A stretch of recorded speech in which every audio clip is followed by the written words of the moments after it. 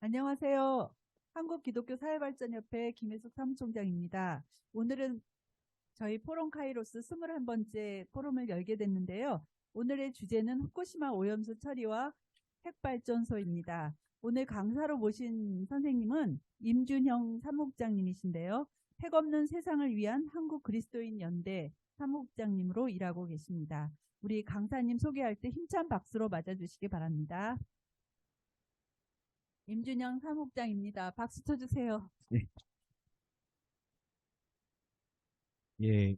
안녕하십니까. 우리 발제는 한 50분 정도 발제가 있게 되겠고요. 그 다음에 우리가 질의응답과 토론 시간을 갖도록 하겠습니다. 네. 예, 안녕하십니까. 저는 기독교 환경운동연대라고 하는 단체에서 사무국장 역할을 맡고 있고요.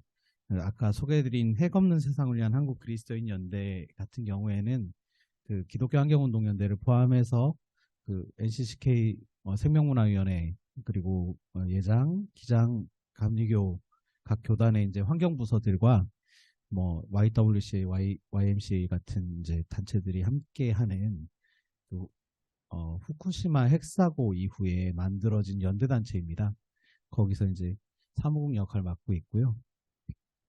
거기서 지금 탈핵 관련된 활동들을 열심히 진행하고 있습니다. 후쿠시마 오염수 문제가 이제 지금 한창 이슈였다가 이제 조금 요즘에 다른 이슈들에 좀 묻힌 것 같은 느낌이 있는데 후쿠시마 오염수 관련해서 이제 잘 모르시는 분들도 많고 이게 왜 어떤 문제가 있는지 그리고 이게 어떤 과정에 지금 어떤 상황에 있는지를 잘 모르시는 분들이 많은 것 같아서 조금 설명을 좀 드리고 함께 이야기 나누면 좋겠다 싶어서 이렇게 준비를 해봤습니다. 첫 페이지로 좀 넘어가면요. 저희가 2011년에 이제 후쿠시마 핵사고가 일어났지 않습니까? 3월 11일 날. 그러고 나서 이제 후쿠시마 핵사고 이후에 기독교계 안에서 함께 우리가 좀 이거에 대한 운동을 합시다라는 얘기가 나오고 그때 이제 핵 없는 세상을 위한 한국 그리스도인 연대는 2012년에 만들어졌습니다. 2012년에 만들어지기 전에 어, 많은 신학자들과 이 목사님들이 좀 모이셨어요. 모이셔서 이 문제를 우리가 어떻게 봐야 될지부터 한번 논의해 봅시다 하고 만드신 신앙선언문이라는 게 있습니다. 핵 없는 세상을 위한 한국 그리스도인 신앙선언문이라는 것을 처음 만드셨는데요. 돌아가신 김용복 박사님도 함께 하셨었고요. 장현재 박사님도 이 초안 문안을 작성하는 데 굉장히 큰 공을 들이셨던 걸로 저는 알고 있는데 그때 이런 문장을 가지고 시작을 했습니다. 한국 그리스도인들은 피폭자의 자리에 서서 핵에 대한 우리의 입장을 밝히려 한다라는 말씀을 하셨습니다. 네, 피폭자라는 말이 굉장히 중요한 말인데요. 우리가 신학에서도 어디 입장에 선다 이런 말들은 굉장히 좀 중요하게 여기는 말이지 않습니까? 어느 자리에서는 우리가 어느 자리에 서서 어떤 관점으로 바라본다 이런 얘기를 하실 때 그건 굉장히 중요한 관점이지 않습니까? 그래서 그런 입장을 정하는 우리가 어떤 입장에 서서 이 핵 문제를 바라봐야 될 것인가를 정하는 그때 어, 이 피폭자라는 사람들의 입장에 서자라는 결정을 내린 게 바로 핵 없는 세상을 위한 한국 그리스도인 신앙선언문의 첫 문장입니다. 피폭자라는 말은 일본에서 이제 히바쿠샤라는 말로 언제부터 시작된 말이냐면 이제 히로시마 나가사키에 핵폭탄이 떨어졌지 않습니까? 그때 그 핵 사고로 핵 폭탄이 떨어진 것으로 인해서 돌아가신 분들은 이제 돌아가신 분들인데 살아남은 분들이 계십니다. 근데 이 핵폭탄이라는 게 결국에는 굉장히 강력한 방사성 물질이기 때문에 그거에 영향을 받은 사람들이 정상적인 생활이 힘들어지게 되는 거죠. 그렇게 했을 때 그 영향을 받았던 사람들을 히바쿠샤, 피폭자라고 부르기 시작합니다. 그 피폭자라는 말을 근데 그때는 핵폭탄으로 피해를 입은 사람들을 뜻하는 말이었는데 그 뒤로 가면서 이제 핵발전소로 인해서 피폭을 당한 사람들 그걸 피폭이라고 보통 부르거든요. 그 피폭을 당한 사람들을 전체를 일컫는 말로 바뀌었습니다. 그런데 피폭자 입장에 선다는 게 그럼 무슨 뜻이냐? 우리가 핵을 통해서 이득을 보고 핵을 통해서 뭔가 돈을 벌고 핵을 통해서 뭔가 굉장한 부를 누리고 이런 사람들 입장에서 핵을 바라보는 것이 아니고 우리가 일정 정도로 혜택을 받은 사람 입장에서 핵을 바라보는 것이 아니고 우리가 핵으로 인해서 가장 강한 폭력을 당했던 사람들의 입장에서 핵을 바라보는 것으로 합시다. 그렇게 하는 것이 그리스도인이 핵을 똑바로 바라볼 수 있는 가장 큰 전제가 됩니다. 이렇게 얘기를 하신 거예요. 그렇게 생각을 하고 이제 이 강의를 좀 들어가려고 합니다. 제 강의는 그래서 항상 이 피폭자의 자리에서가 가장 중요하다는 얘기를 먼저 시작하고 진행을 합니다. 다음 쪽으로 넘어가겠습니다. 핵발전에 대해서 간단하게 좀 설명을 좀 드리려고 해요. 핵발전이라는 건 이제 보통 우리가 원자라고 말하는 건 다들 아시겠지만 더 이상 쪼개질 수 없는 최소 단위 이렇게 표현하거든요. 그래서 가장 작은 것 이렇게 얘기를 했는데 요즘에 와서 그 과학적 상식들이 약간 무너지고 있어요. 원자라는 것도 쪼개지더라. 원자라는 것이 갈라지고 뭔가 이렇게 안에는 다양한 구성물들이 있다는 걸 알게 됐더라. 이제 그렇게 되는 건데 그걸 이제 과학적인 설명을 막 하는 건 좀 의미가 없을 것 같고 핵 에너지, 핵 발전이라는 것은 제가 왜 굳이 핵 발전이라고 사회에서는 다 원자력 발전 이렇게 얘기하는데 핵 발전이라고 쓰냐면요. 이게 핵 에너지를 사용하는 것이기 때문에 그래요. 핵 에너지가 뭐냐? 핵이 이렇게 분열될 때 핵을 강제로 분열시키거든요. 이건 중성자를 딱 쏴서 그 안에 있는 원자에 있는 핵을 분열시키는데 이 분열시킬 때 이 질량 손실이 일어나는 과정에서 막대한 에너지가 나온다 이렇게 얘기를 해요. 이 과학자들의 얘기를 몇 번을 설명을 들었지만 제가 정확하게는 이해를 못 하겠고요. 물리학자분이 막 설명을 주시는데 이해 막 되는 것 같다가 갑자기 뒤돌아서 좀 까먹고 이렇게 됩니다. 근데 그때 발생하는 막대한 에너지가 있어서 그 에너지를 가지고서 뭘 하느냐면 지금 저희가 사용하는 핵발전은 물을 끓입니다. 100도씨에 달하면 이제 증기가 발생하잖아요. 그 증기가 발생하는 것을 가지고 터빈을 돌리고 발전을 이어나가는 거죠. 그렇게 해서 그 운동 에너지를 전기 에너지로 바꾸는 겁니다. 그 과정이에요. 쉽게 말하면 석탄화력 발전소도 똑같은 구조를 가지고 있습니다. 석탄화력 발전소는 석탄을 태워서 불을 내서 그걸 가지고 열을 발생시키고 그걸 물을 끓이죠. 그러면 증기가 나옵니다. 그러면 터빈을 돌려요. 그 증기가 고압이기 때문에 터빈을 돌려가지고 터빈을 돌리면 이 운동 에너지가 나중에 발전기에서 전기 에너지로 바뀌는 과정을 거칩니다. 이런 과정을 거쳐서 석탄 화력 발전소가 되는 거고 이 연료를 핵 분열로 만들면 핵 발전이 되는 겁니다. 그렇기 때문에 두 발전소는 크게 차이가 없어요. 근데 그 에너지를 뭘로 사용할 것인가 했을 때 요즘에 말하기로 이제 석탄은 떼면은 이산화탄소도 막 나오고 먼지도 막 나오고 여러 가지 안 좋은 물질들이 나오니까 핵은 안전해 이렇게 말하지만 핵발전도 마찬가지로 방사성 물질들이 나오고 이렇게 되는 거죠. 예. 그렇게 해서 이제 돌아가는 구조인데요. 다음 페이지 보시면 핵발전소의 구조입니다. 이거는 이제 우리나라에 제일 흔하게 있는 경수로, 가압형 경수로라고 보통 부릅니다. 가압형 경수로는 물에다가 이렇게 압력을 주면 물이 끓는 점이 높아지거든요. 끓는 점이 높아져서 100도에서 딱 안 끓고 한 300몇 도까지 올라가요. 300몇 도까지 올라가도록 만들어서 그걸 가지고 이제 다른 물을 끓이고 또 그 물을 가지고 터빈을 돌리는 구조로 만들어진 발전소. 그래서 이제 개통을 제가 설명을 해놨는데 이 동그랗게 생긴 저 노란색 건물 안에 있는 그게 1차 개통, 경락 건물 안에 있는 돌아가는 물입니다. 그래서 이렇게 이 안에서 계속 순환하면서 원자로를 식혔다가 다시 끓어서 다른 물을 끓였다가 하는 물이고요. 두 번째는 증기를 발생시키는 물이에요. 그래서 물이 이렇게 돌아오면은 증기가 돼서 터빈을 돌렸다가 저기 바닷물 호스가 있습니다. 바닷물 호스를 만나면 그 물로 냉각이 돼서 다시 증기가 물이 되고 그렇게 다시 이쪽으로 들어가고 2중, 3중 이렇게 장치를 만들어 놨습니다. 왜 그랬을까요? 왜 그랬을까 이렇게 생각해 보시면 이게 개통이 하나, 두 개, 세 개가 되는 것이 중요한 게 왜냐하면 직접 방사성 물질을 만나는 물이 맨 안쪽 물이고요. 그 다음에는 그 물과 상관없이 도는 구조가 되는 거예요. 방사성 물질이 좀 덜 만나게 되는 거죠. 그리고 마지막 바닷물까지 가면 이제 방사성 물질이 누출이 거의 없게 되는 이 구조를 만들어 놓은 거예요. 일부러. 제일 직접 만나는 건 아무리 깨끗하게 하려고 해도 계속 방사성 물질을 만나기 때문에 방사성 물질이 가득한 물이 되는 겁니다. 그렇기 때문에 이 물은 막 함부로 누출돼도 안 되고 바다로 새어나가도 안 되고 뭐 지하수로 들어가도 안 되는 그런 좀 고농도의 방사성 물질이 되는 거죠. 그래서 이렇게 계통을 나눠 놓습니다. 근데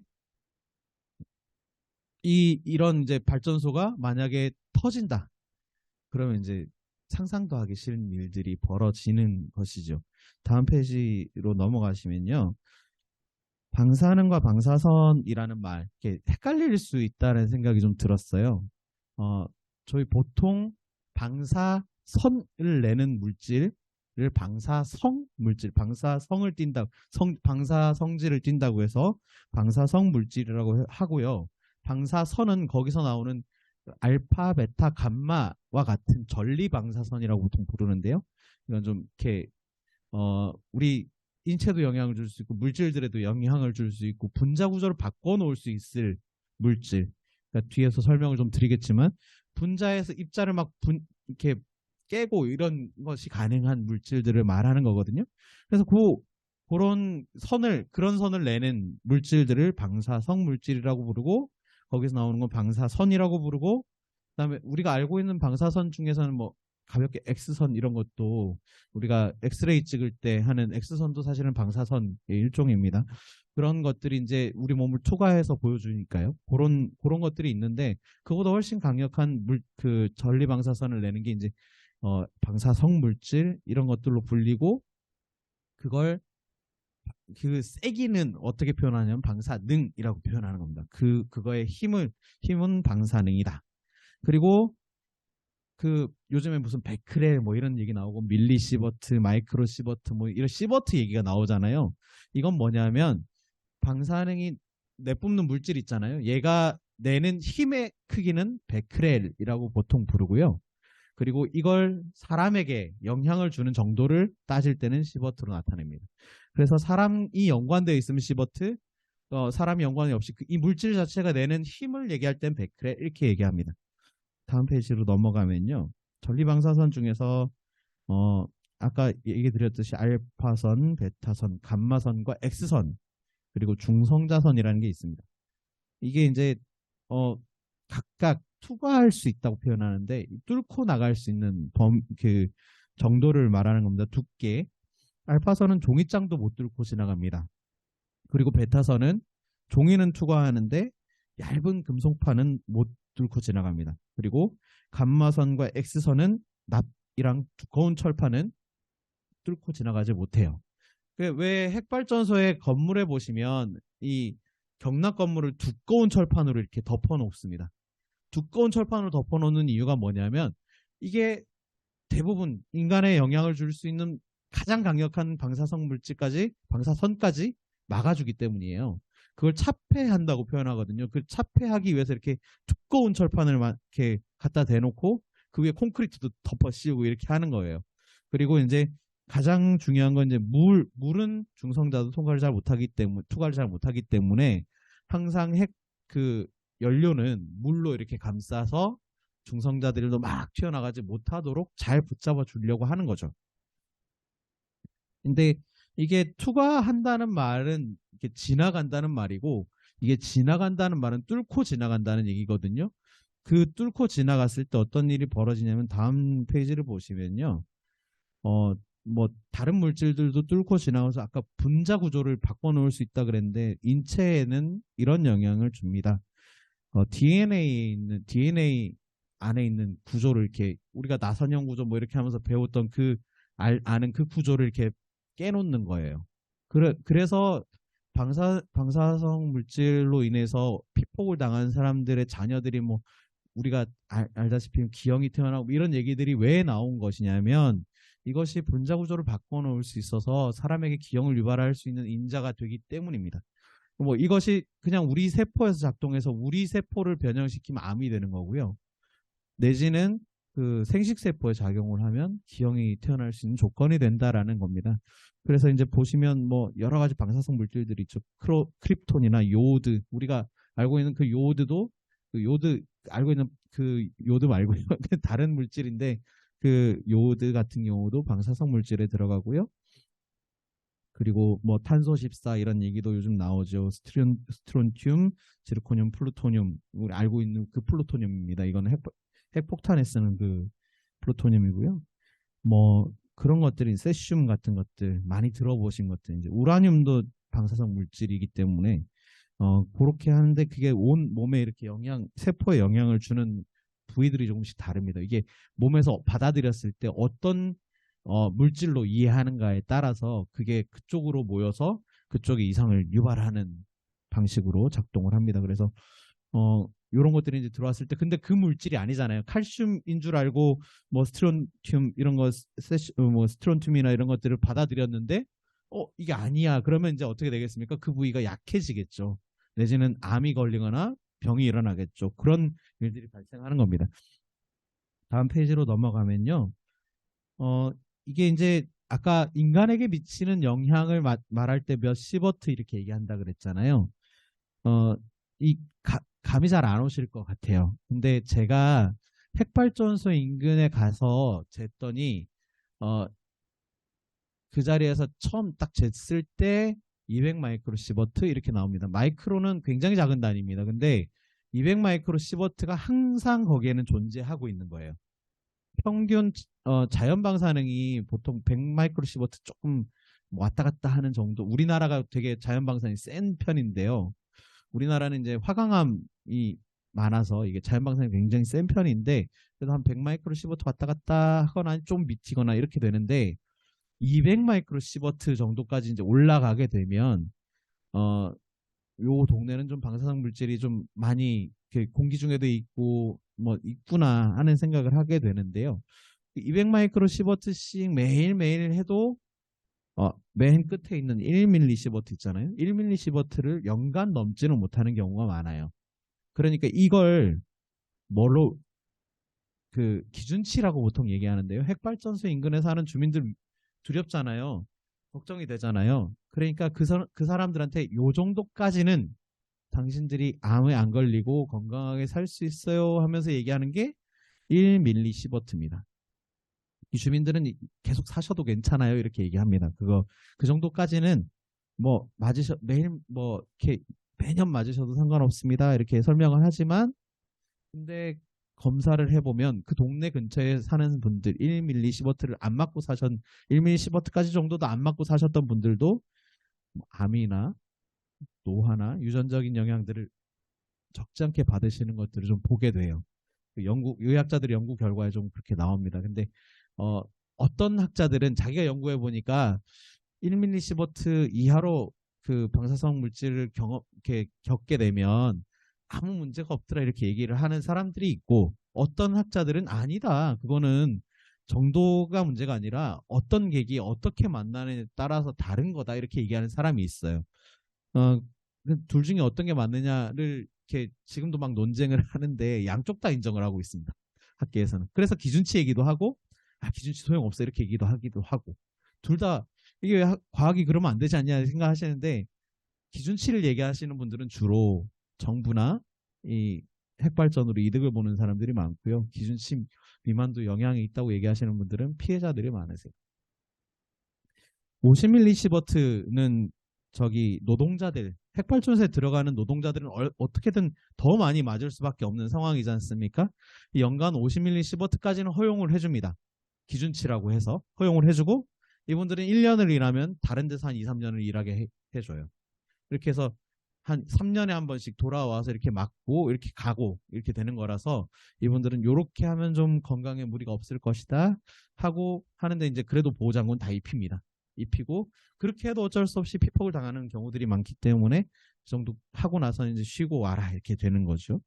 근데 그게 이제 250밀리 시버트, 1.5 시버트, 뭐 3 시버트, 6 시버트로 가면 점점 더 이걸 정면에서 맞거나 이랬을 때는 굉장한 질병들이 막 급성으로 발생하고 화상 같은 증상이 일어나는데, 이게 막 흉터는 안 보이는데 내부에서 살이 썩어간다든지 하는 방식으로 이렇게 피폭을 입다가 결국에는 죽게 되는 경우들이 일어나는 것이죠. 다음 페이지로 넘어가면요. 이 방사성 물질들은 반감기라는 게 있어요. 방사선을 낸다 그랬잖아요. 물질이 이렇게 뭐가 나온다는 말은 이게 이제 나오면서 자꾸 성질이 변하는 거거든요. 다른 물질로 변합니다. 그러기 위해서 이제 반감기라는 것을 거치게 되는데요. 이걸 거치면 이제 어, 반으로 줄어듭니다. 물질 자체가 이 기간이 지나면 요렇게 유지되던 물질 양이 갑자기 이렇게 뚝 떨어지는 거예요. 방사선을 한번 쫙 내고 나면은 그렇게 변합니다.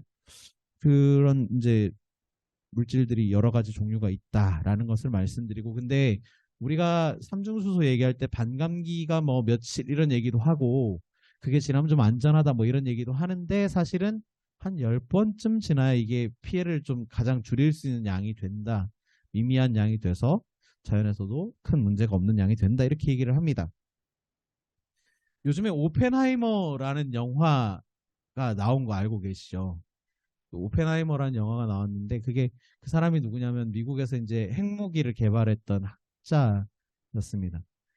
그, 어, 전에 막 소개를 들어서 막 얘기를 들었던 기억이 있는데, 나치 뭐 체에서 도망쳐 나오고 뭐 이런 얘기도 했던 것 같고, 그런데 하여튼 미국에서 이 사람을 통해 천재 물리학자였던 거죠. 이 사람을 통해서 이제 핵무기를 개발하는데, 그때 핵무기를 개발하고 나서 이제 핵을 쏘고 나서 이 사람이 나는 죽음이자 세계 파괴자가 되었다 뭐 이런 얘기를 했다고 하는 유명한 얘기가 있습니다. 그 사람에 대한 얘기가 영화로 이번에 나왔던데요.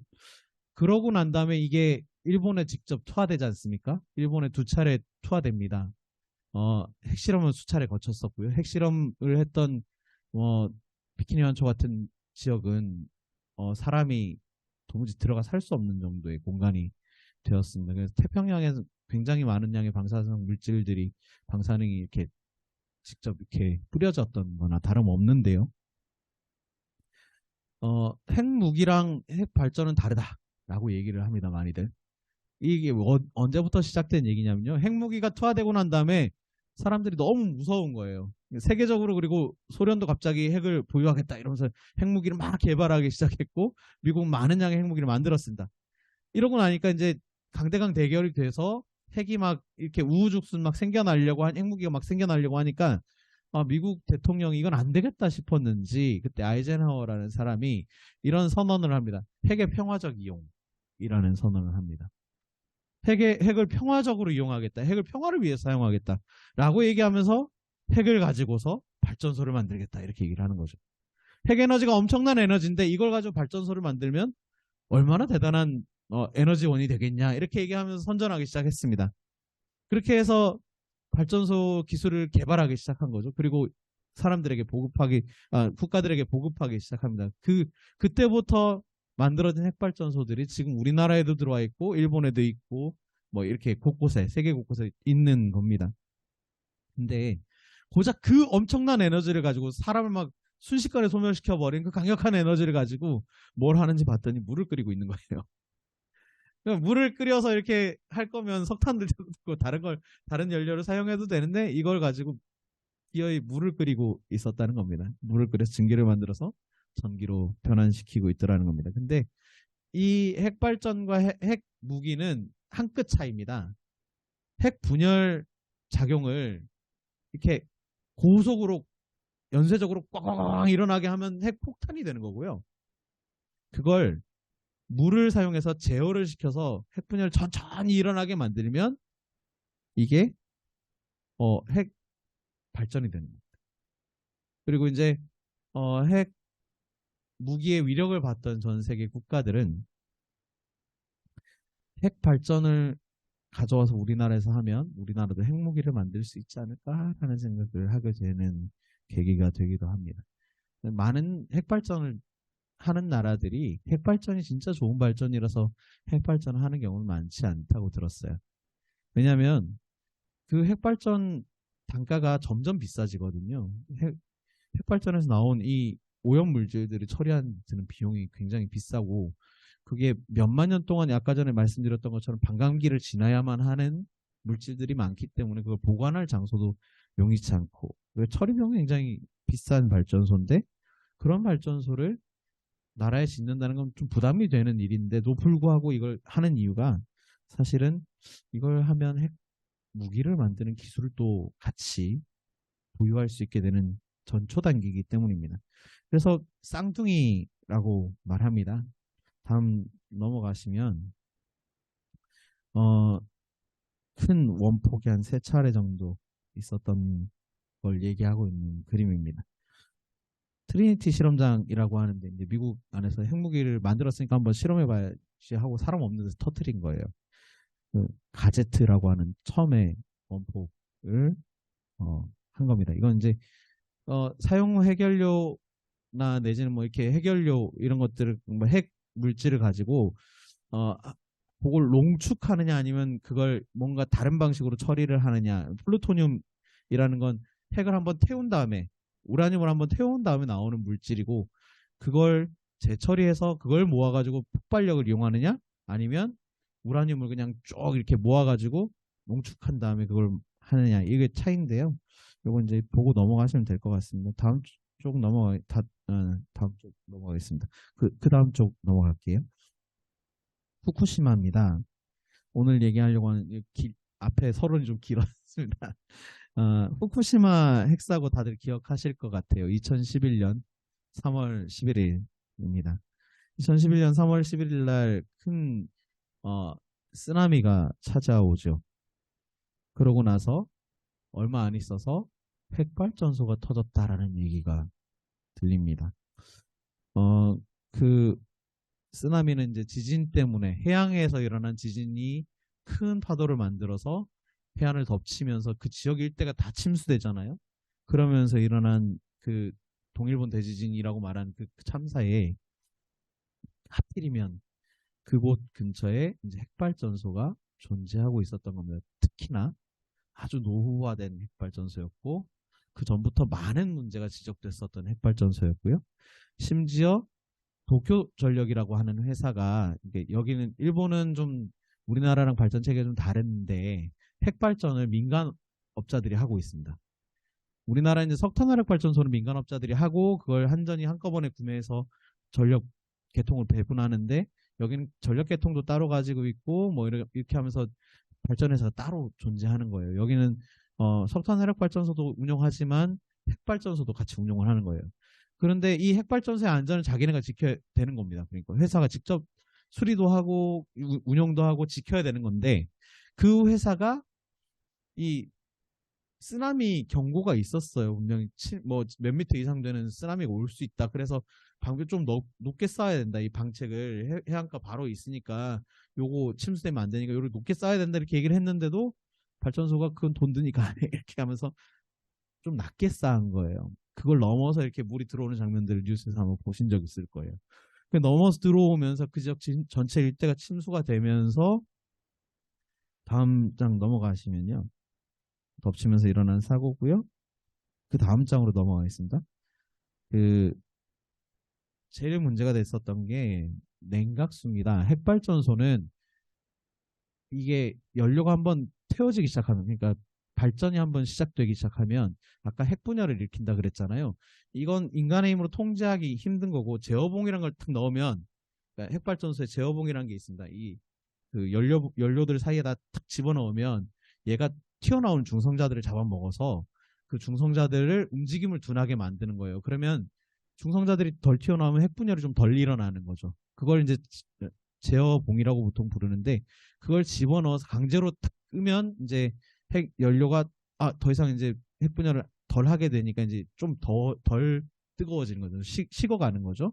근데 그렇게 하기 전에 이제 중요한 것은 물이 그 역할을 원래는 하거든요. 물이 그 역할을 하는데 물이 다 증발해버리는 상황이 벌어지면 큰일이 납니다. 왜냐하면 이게 원래 1200도 이상의 고온을 내는 건데 물로 겉면을 계속 식혀주니까 안전하게 그냥 그 겉면에 요 감싸고 있는 지르코늄이라고 하는 피복이 버텨줘서 이게 흘러나오지도 않고 이렇게 터지지도 않는 상황이거든요.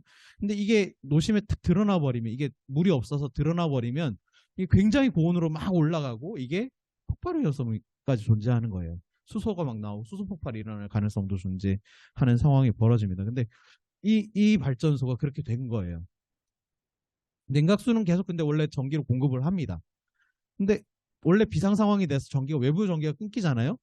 발전소는 전부 외부에서 전선이 들어와 전기가 공급이 됩니다. 그래 발전을 하는 데인데 자기 전기 안 쓰고 왜 남의 전기에 쓰느냐 이럴 수 있지만 그게 없으면 발전소는 터져요. 사실은 핵발전소는 우리나라에서도 예전에 태풍 올라왔을 때 하이선 뭐 이런 태풍 올라왔을 때 소외 전원 상실이라고 해서 외부 전기가 단전이 됐는데 발전소가 위험하다 이런 얘기가 나왔었거든요. 그런 것처럼 여기도 그렇게 된 상황이었는데 그럴 때 쓰려고 어떤 걸 대비해 놓냐면 비상 디젤 발전기를 갖다 놓습니다. 큰 위력의 디젤 발전기, 기름을 부어서 돌아가는 발전기를 갖다 놓고 상시 이게 어떤 상황에서 발전소 냉각수가 공급이 끊겨 이러면 바로 돌려서 공급할 수 있게 만드는 장비인데 그게 산 위에다 이렇게 지어놨어요. 그건 똑똑한 일이죠. 그거 안 돌아가면 안 되니까 산 위에다 딱 지어놨는데 그걸 이제 발전소를 이렇게 연결해가지고 선을 연결해서 전기를 공급해야 되지 않습니까? 근데 이 선을 연결해서 요걸 이제 그 변압시켜서 이걸 쓸 수 있는 전기로 만드는 장치는 지하에다 놔둔 거예요. 침수가 됐어요. 전기 공급이 끊겼습니다. 냉각수가 더 이상 공급이 안 돼요. 핵발전소 안에 내부 온도는 계속 상승하고 그 안에 수소가 가득 차고 뭐 이러면서 수소 폭발이 일어났던 겁니다. 그 상황이 벌어져서 1, 2, 3, 4, 5기 뭐 이렇게 해가지고 전체가 심각한 중대 사고를 겪게 됩니다. 다음 페이지 넘어가면요. 후쿠시마 20km 반경 주민들을 소거했다는 말은 내보냈다는 말입니다. 여기 살면 안 됩니다. 이러고 다 내보냈습니다. 바깥으로. 그리고 피난을 시켰습니다. 그리고 그 이후에 어떻게든 오염물질을 한번 제거해 보려고 계속 노력을 했는데 오염 상황이 계속 심각하게 이어집니다. 그 예전에 까만 비닐봉투 이런 거 보셨죠? 까만 비닐봉투 막 쌓아놓은 거 보셨죠? 그것뿐만 아니라 뭐 여러 그 방법으로 오염을 제거해 보려고 이렇게 노력을 했습니다. 오염수는 아까 탱크에다 모아놓고 뭐 이런 식으로 그 계속 지하수가 그 밑으로 이렇게 들어가는데 발전소 밑으로 들어가는데 그 지하수를 계속 방치해둔 바다로 그냥 흘러들어가 버리면 이게 심각한 문제거든요. 왜냐하면 핵물질이랑 직접적으로 닿았던 것이기 때문에 심각한 오염 물질들이라 그래서 이제 그걸 차수벽이라고 해서 뭘 세워놓고 거기서 이제 지하수를 끌어올려가지고 계속 뽑아낸 거예요. 뽑아낼 수밖에 없었고 뽑아내야만 했었고 그래서 그걸 뽑아내서 모아놓은 데가 이제 오염수 탱크 그리고 이 핵연료가 식지를 않으니까 계속 바닥으로 파고듭니다. 지하수를 만나요. 그러면 이제 거기서 계속 발생하기도 하고 이 핵물질 자체가 식지를 않으니까 굉장한 고열이라고 했잖아요. 아까. 그 고열 상태가 지속이 되면 또 폭발이 일어납니다. 그렇기 때문에 계속 물을 부어서 식혀줘야 되는 거예요. 계속 물을 부어주기 때문에 발생하는 오염수. 그게 지금 계속 모여가지고 탱크에 저장돼 있었던 상황입니다. 그러니까 그 심각한 피폭이 일어났고 그래서 주민들도 다 내보냈고 근데 거기서 계속 사람들은 일을 할 수밖에 없는 상황이었어요. 왜냐하면 후속 조치를 안 하면 더 심각한 사태가 발생할 수밖에 없는 상황이었기 때문입니다. 그런데 이제 그냥 내보냈다고 끝이 아니라 그 지역에 살던 주민들은 그 심각한 피폭을 이미 당했잖아요. 자기는 당했기 때문에 질병이 굉장히 많이 증가하는 상황이었고 주변 지역도 분진이나 이런 것들이 계속 날아가서 영향을 주고 하면서 20km 바깥 지역에서도 그런 일들이 계속 벌어집니다. 그리고 해양생물에서도 피폭이 일어나는 것을 봤죠. 그리고 다음 페이지 넘어가시면 이제 설명드린 것처럼 냉각수를 계속 투입했고요. 오염을 제거한답시고 땅을 몇 센치씩 걷어냈습니다. 한 30cm씩 걷어내는데 그걸 하기 위해서 노동자들 계속 투입되고요. 발전소 잔해 치우려고 투입되고요. 발전소 안에 뭐 여러 가지 문제들 해결하려고 투입되는데 여기는 굉장한 이 심각한 방사선 그 선량이 나오는 곳이라 노동자들이 그렇게 인간이 그렇게 들어가서 하면 안 되는 공간까지도 하게 해요. 누가 들어가겠습니까? 거기에 일본에서 웬만한 사람들이 들어가려고 하지 않죠. 돈을 아무리 많이 준다 그래도 들어가지 않고 돈으로 감당이 안 됩니다. 그러니까 길에 있는 노숙자를 데려오고 외국인 노동자들을 데려옵니다. 그래가지고 거기에 투입을 시켜서 막 하는데 이 방호복도 제대로 안 입히고 그냥 일을 시키고 뭐 이런 식으로 해서 한번 쓰고 버릴 사람들처럼 그렇게 사용을 했다는 게 이제 그 그린피스 조사 결과 좀 드러났던 일입니다. 근데 웬만한 사람들, 정상적인 사람들은 들어갈 생각을 절대 안 할 곳이고, 들어간다고 해도 뭐 막대한 돈을 주지 않는 이상은 불가능한 일인데, 아주 싼 값에 그 사람들을 데려다 놓고 너희들 숙소 제공해주고 밥도 주니까 그냥 와서 일을 해. 그러면서 준 돈에 거의 태반을 다시 뺏어갔어요. 그런 일들도 일어났습니다. 그렇게 한 결과가 뭐였냐? 옆에 보시는 도쿄올림픽이었습니다. 제영을 했다. 우리는 일반적으로 이제 여러분들이 아는 그 위험한 지역은 이제 20km 반경 안에는 밖에 없고 우리는 바깥쪽은 다 제어를 했으니까 안전하다라고 하면서 도쿄올림픽을 개최합니다. 그러기 위해서 20km 반경 바깥에도 피난민들이 좀 존재하고 있었어요. 좀 바람이 이렇게 많이 불어가지고 우리 지역은 오염이 좀 됐어요. 이렇게 하는 분들이 계셔서 그분들 피난민으로 인정해주고 돈도 주고 있었는데 정부에서 이제 그쪽 안전하니까 들어가 이렇게 얘기를 한 거예요. 안전하다는 말의 기준은 뭐냐면 기준치인데요. 결국에는 연간 뭐 20mS까지 이렇게 올렸다라고 얘기를 하더라고요. 아까 말씀드렸다시피 1mS 안에 그까지는 안전하다. 우리나라는 그 기준을 지키고 있거든요. 근데 이쪽 지역은 절대로 1mS가 안 나오니까 20mS를 올립니다. 이거 올려서 이 안에는 안전하니까 들어가세요. 그런데 안전하다고 해서 들어갔더니 의사분들이 이제 조사를 했어요. 근데 갑상선암 발병률이 몇 배가, 한 3, 4배가 늘고 막 이렇게 하는 일들이 계속 벌어집니다. 근데도 귀환하라고 합니다. 일본 정부가 되게 잔인했었어요. 귀환이라는 게 어떻게 이루어지냐면 우리나라 사람들 같은 경우에는 가기 싫어요. 안 가요. 이렇게 얘기하면 되는데 일본에서는 학생들, 아이들을 초등학교 입학시킬 나이가 되면 이 지역에 있는 학교로 사령을 내는 거예요. 그러면 그 학교를 안 가면 초등학교를 못 들어가요. 공무원들 보고 반드시 들어왔다 이렇게 얘기를 하는 거예요. 그렇게 안 하면 넌 직장 잃어버리는 거야. 이렇게 얘기를 한 겁니다. 그렇게 해서 억지로 사람들을 끌어모아가지고 그 지역에 다시 살게 만들고 우리는 다 회복했으니까 부흥했다. 그러면서 얘기를 하면서 올림픽을 치렀습니다. 그러면서 이제 후쿠시마 음식 같이 뭐 이렇게 먹어야 된다. 농산물도 먹어야 된다. 뭐 이런 얘기들 하면서 이렇게 진행했던 것이죠. 다음 페이지 넘어가겠습니다.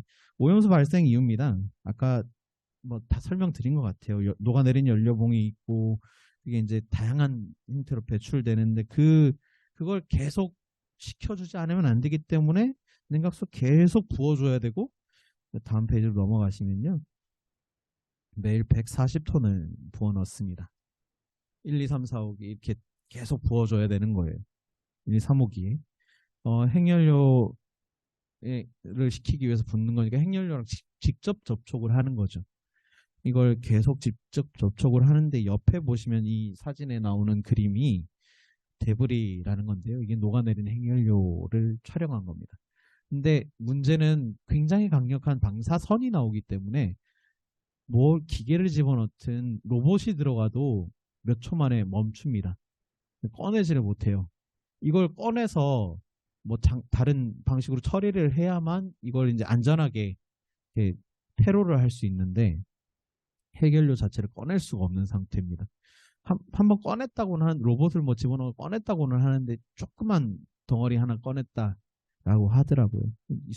수백 톤이 막 이렇게 안에 계속 녹아 있는 상태로 있는데 그걸 언제 다 꺼낼 수 있을지 모르겠습니다. 그래서 일본 정부는 40년이면 우리 이거 다 폐로 할 수 있어 이렇게 얘기를 하거든요.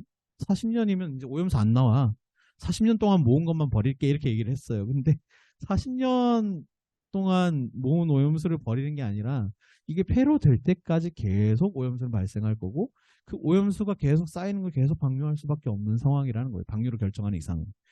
그러니까 이게 애초부터 말이 안 되는 얘기였다라고 이제 주장을 우리가 얘기를 하는 거죠. 다음 페이지 넘어가시면 이게 오염수 발생 이유입니다. 아까 설명드렸던 내용이에요. 지하수가 계속 방사성 물질을 만나고 비가 내리면 또 방사성 물질을 만나고 이렇게 하면서 쌓여있는 물들이 바다로 흘러가면 안 되니까 바다 쪽에는 차수벽을 이렇게 세워가지고 물 못 나가게 막아놓고 근데 차수벽이 멀쩡하게 잘 있는 건지 잘 모르겠어요. 왜냐하면 이게 잘 서 있어서 방사성 물질이 안 나오면 세슘 우럭 같은 거 기준치의 180배가 되는 세슘 우럭 같은 게 발생할 이유가 없거든요. 근데 이게 잘 막혀 있는지 어쩐지 잘 모르겠다라는 겁니다. 근데 하여튼 막아놨다고 일본 정부는 도쿄전력은 얘기하고요. 이 지하수를 계속 뽑아내서 저쪽 처리 그 탱크에 모으는 겁니다. 그리고는 이거를 자기네들은 정화 장치라고 하는 알프스라는 거에 돌려가지고 정화를 한다 이렇게 설명을 합니다. 다음 쪽 넘어가 주시면 좋겠습니다. 이 독일의 헬름홀츠 연구소라는 데서 방류가 만약에 되면 일본 정부가 계획한 대로 방류가 되면 어떻게 되느냐를 연구해 본 거예요. 세슘 137이라는 건 유명한 방사성 물질이죠. 반감기가 30년이고요. 아까 말씀드렸다시피 안전해지려면 10번의 반감기를 지나야 되기 때문에 300년은 있어야 안전한 물질이 되는 그 세슘입니다. 세슘이 방출한 지 260일이 되면 네, 후쿠시마 앞바다의 세슘 농도가 1만 조베크렐, 그러니까 그 앞바다에 계속 오염물질이 방류됐을 때 1만 조베크렐을 유지한다고 했을 때 10년간 이렇게 전 세계 바다가 오염될 거고 715일 후에는 더 넓은 반경, 그리고 1450일 후에는 온 세계 바다가 이 정도의 농도를 유지하게 될 거다라는 얘기를 하는 겁니다. 다음 페이지로 넘어가시면 다음 페이지로 넘어가 주시면요. 한 번 더 넘어가 주십시오. 예. 핵 물질, 방사성 물질들이 그냥 있는 게 아니라 미세 플라스틱 같은 데 달라붙습니다. 달라붙어서 플랑크톤이 먹고요. 플랑크톤을 먹은 새우가 그런 걸 먹고요. 고래가 그걸 먹죠. 또 다른 경우를 한번 예상해 볼까요? 미세 플라스틱을 먹은 플랑크톤이 있고 그걸 먹은 작은 물고기가 있고 그걸 먹은 큰 물고기가 있습니다. 그 과정을 거치면 인간의 밥상에 올라옵니다. 방사성 물질이라는 게 그냥 멈춰 있는 게 아니고 아까 해류를 따라서 돌기도 하고요. 이런 플라스틱이나 이런 것들을 통해서 먹이 사슬에 끼어들기도 하는 거죠. 특히나 고래 같은 경우는 엄청난 양을 먹지 않습니까? 근데 그 크레일 새우 같은 것들은 되게 작은데 그거 엄청난 양을 먹으면 그 안에 있었던 그 방사성 물질들이 다 고래가 흡수하게 되는 경우들이 발생하는 거죠. 물론 배출될 겁니다. 배출은 되는데 그 배출됨에도 불구하고 이제 그 적은 양이라도 섭취하면 이게 아까 얘기했다시피 이게 적은 양이라도 괜찮은지 아니면 진짜 적은 양이기 때문에 적은 양이라도 상황에 따라 문제가 될지 이건 모르는 상황이라는 거죠. 다음 페이지 넘어가겠습니다. 도쿄전력 후쿠시마 원전 항만에서 5월에 잡은 우럭에서 18,100크렐 킬로그램당 18,100크렐 세슘, 이건 살을 다 갈아가지고 한번 조사를 해본 거예요. 조사를 했더니 킬로그램당 아까 100크렐은 방사선의 세기라고 말씀드렸지 않습니까? 18,000이나 되는 세슘이 검출됐다. 같은 장소에서 쥐노래미도 1200 베크렐 세슘이 검출됐죠. 이게 바닥에 붙어 사는 정주성 어종이라서 괜찮다라고 얘기를 하는데요. 정주성 어종을 먹고 사는 회유성 어종들이 있습니다. 정주성 어종들은 죽는다고 끝이 아니잖아요. 바다에서 썩어질 테고 다른 또 생물들이 먹을 테고 그 생물들을 먹고 사는 이런 먹이사슬의 과정들을 전혀 이해하지 않은 말이라고 할 수 있죠. 이게 아까 말씀드린 것처럼 정화되지 않고 나가는 지하수는 없나? 라는 의심을 하게 되는 지점입니다. 다음 페이지 넘어가겠습니다. 다액종 처리 장치, 알프스라고 보통 부릅니다. 괜찮냐?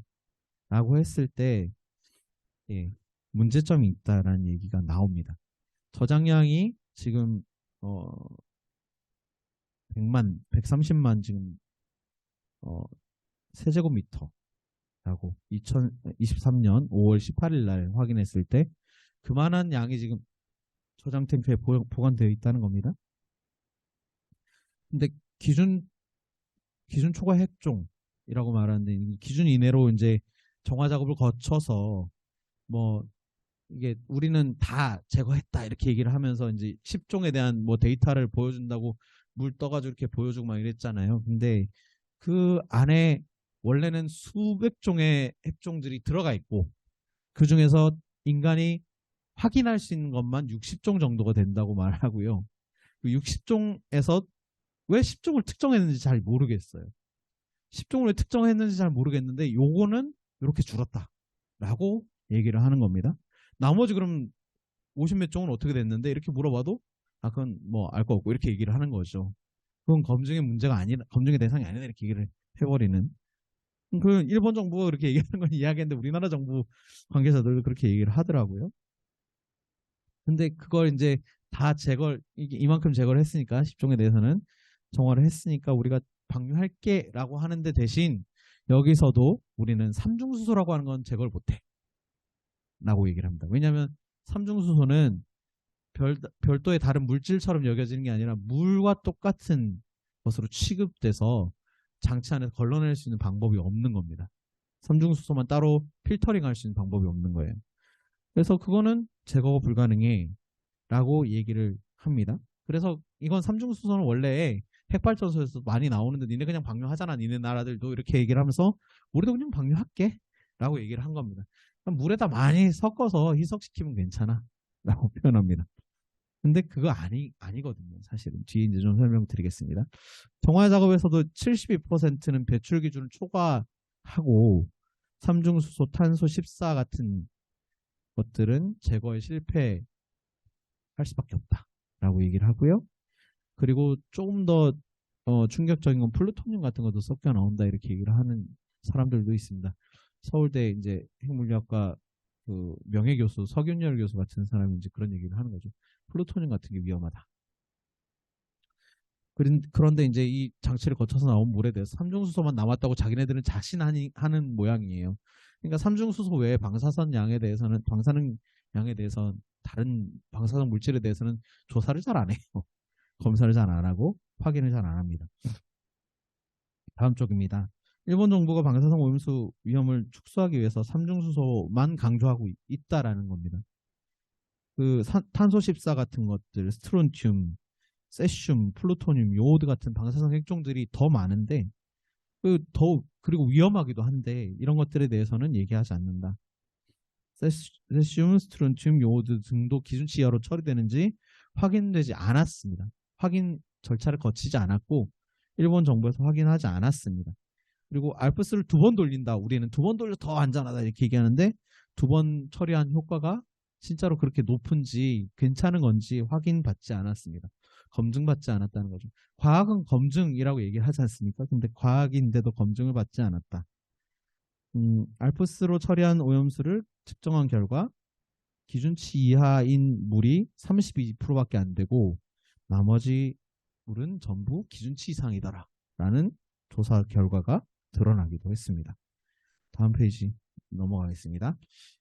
IAEA 보고서가 중요했잖아요. 이번에 방류 시작하는 데 있어서 IAEA 보고서가 굉장히 큰 역할을 했습니다. 한국 정부가 이거 오케이 우리가 받아들이겠어 이렇게 얘기하는 바람에 사실은 일본 정부가 용기를 내서 이 방류를 시작하게 된 가장 큰 원인이 됐던 건데 다른 부분은 모르겠습니다. 근데 대안을 여러 가지 얘기를 했는데도 불구하고 오로지 일본 정부가 선택한 해양 방류 부분이 안전한지는 검증하겠다라고 얘기를 하고는 그것만 검증을 했습니다. 근데 그 과정에서 일본 자기네가 직접 시료를 막 이렇게 채취한 게 아니고요. 도쿄전력이 떠줬어요, 물을. 탱크 안에 있는 물이 이렇게 있으면 방사성 물질은 무거워서 가라앉거든요. 그럼 이걸 탱크를 한번 휘저어야 돼요. 휘저어서 물을 떠야 되는데 그래야지 위아래가 뒤섞인 물이 떠질 거잖아요. 근데 그게 아니고 위에 있는 물만 이렇게 뜹니다. 그리고 도쿄전력이 IAEA인지 내가 한번 확인해봐 이러고 준 거예요. 그걸 가져다가 확인하니까 이게 방사성 물질들이 제대로 검출될 리가 없죠. 그러니까 이게 그런 식으로 눈 가리고 아웅을 하는 걸 그냥 다 넘어가 줍니다. 왜냐? IAEA는 핵 규제기관이 아니에요. 방사성 물질 규제기관이 아닙니다. 그러니까 이게 전문가가 아니에요. 여기는 뭐냐면 국제적으로 아까 전에 말씀드렸던 아이젠하워가 평화를 위한 핵 이렇게 얘기했을 때 그거를 어떻게 하면 더 진흥할 수 있을까를 위해서 만들어진 기구입니다. 그래 다른 나라에도 핵발전소를 어떻게 지어줄 수 있을까? 어떤 나라에도 핵발전소를 지어줘야 핵무기를 안 만들고 안전하게 잘 운영을 할까? 이런 것들을 고민하는 것이고 어떻게 하면 이 핵발전소를 가진 나라들이 핵무기를 안 만들 수 있게 만들까를 고민하는 기구라는 겁니다. 그러니까 이 기구는 절대로 핵발전소가 사고가 났을 때 그 안전기준에 대해서 모르는 기구라는 거죠. 건강 영향이나 이런 것들도 전혀 모르는 기구입니다. 그러니까 그 자료를 받아서 검증한다 그래도 얘네가 가진 안전 기준이 정확하게 없어요. 그러니까 얘네가 안전하다고 말하는 것도 믿을 수가 없는 상황인 거죠. 이걸 그리고 일본이 이렇게 해서 해양을 투기했는데 다른 나라가 그러면 똑같이 사고가 났는데 우리도 해양 투기할래요? 그러면 뭐라고 말하겠습니까? 국제적인 선례를 이상하게 남겨놓는 거죠. 이거 해양법 위반입니다. 사실 런던 협약 위반이고요. 런던 협약에서 뭐라고 얘기했냐면 오염 물질들을 공유지인 바다에다 버리면 안 된다고 얘기를 해요. 일본이 굉장히 강력하게 주장했습니다. 방사성 물질도 넣자. 원래는 방사성 물질이 안 들어가 있었어요. 런던에서 협약 만들 당시에는. 방사성 물질을 왜 안 넣냐면 각국이 전부 지금 해양에다가 핵발전소를 운영하는 나라들마다 방사성 물질을 갖다 버리고 있는데 우리나라도 마찬가지거든요. 버리는데 이 방사성 물질을 여기다 버리면 안 된다는 규약을 집어넣으면 지킬 수 있는 나라가 별로 없지 않냐, 강대국들 중에서. 그런데 일본이 강력하게 주장한 이유는 러시아가 갖다 버린다는 거예요. 러시아가 갖다 버리니까 이거 안 된다.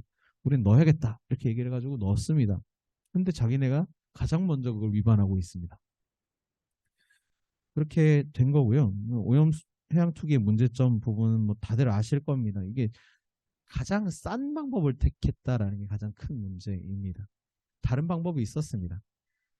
사실 일본은 혼자 해결하기 힘들면 그런 방법도 있습니다. 우리가 최대한 할 수 있는 데까지 할 텐데 육지에서 보관하고 뭐 고체화시키든지 이런 방법이 있는데 그런 것들을 하기 위해서 우리가 너무 지금 경제적으로 쪼들리고 힘드니까 원조를 좀 해주십시오. 이렇게 얘기할 수도 있는 상황이었던 거고 같이 공동의 해결 방책을 한번 모색해 봅시다라고 얘기할 수 있는 방법도 있었는데 절대 그런 것들을 시도하지 않고 그냥 바다에 버릴게요. 이렇게 된 거예요.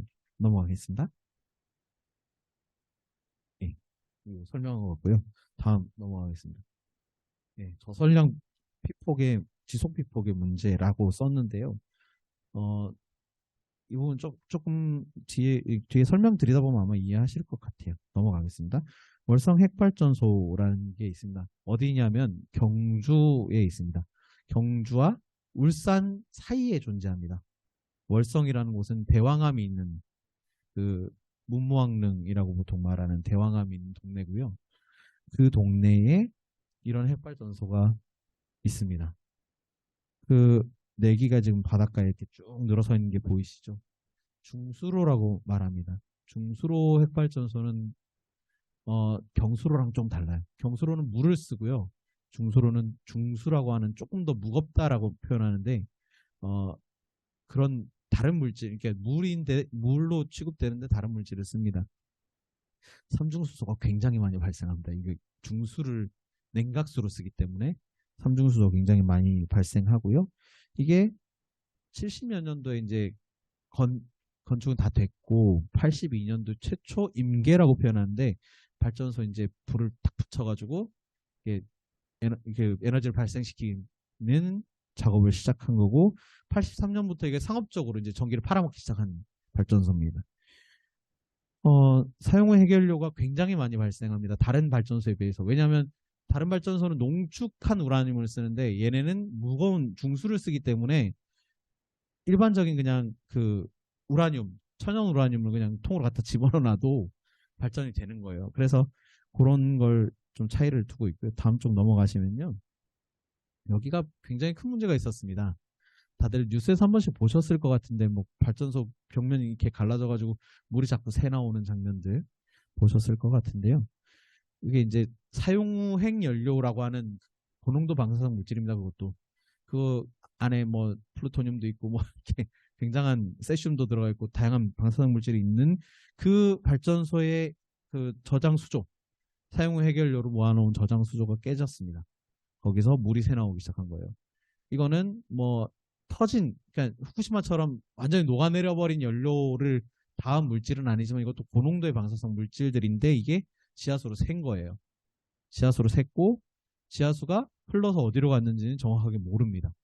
뭐 한수원에서는 안 나갔다 이렇게 얘기하는데 저쪽 바닷가에서 한번 지하수 끄트머리에서 한번 재봤더니 검출되더라 라는 얘기도 있었습니다.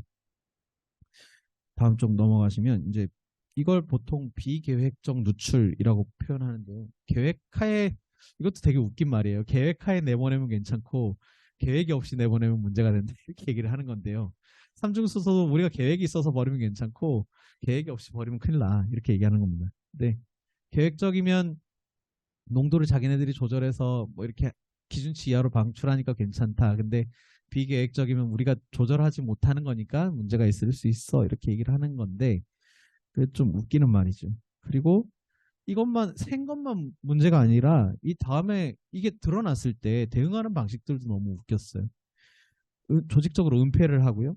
몇 년간 한 5, 6년간 이 사실을 알았는데도 보고 얘기를 하지 않았습니다. 보고를 하지 않았고 자기네들끼리 숨겨준 거예요. 그래서 거짓말을 굉장히 많이 했습니다.